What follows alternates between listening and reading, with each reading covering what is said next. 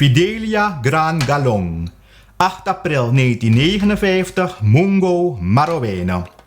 Socioloog, welzijnswerker, ambassadeur.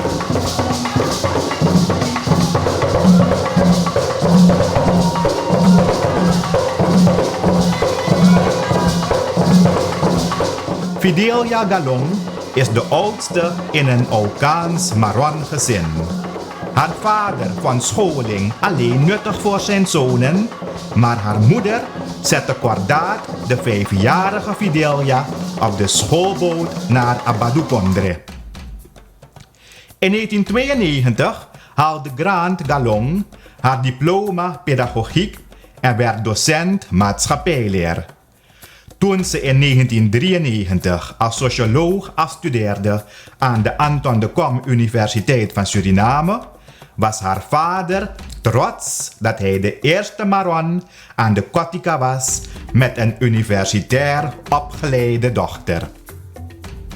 In 1995 was Gran Galong beleidsmedewerker voor armoedebestrijding en gender, zowel op het ministerie van Planning en Ontwikkelingssamenwerking als van regionale ontwikkeling. Zij richtte in 2000 met Merina Jessamy Eduards het Maron Vrouwennetwerk op. Als welzijnswerker erkent Gran Galong de traditionele leefwijze van de Marons en hun opvoedingsleer, waarin centraal staan respect voor de voorouders en voor de goden en geesten.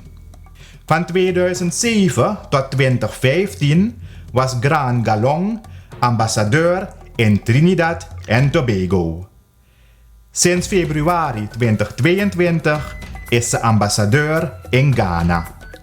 Gran Galong kreeg in 2014 een eredoctoraat Humaniora van het College of Christian Education Department van het United Graduate College en Seminary International in Port of Spain, Trinidad.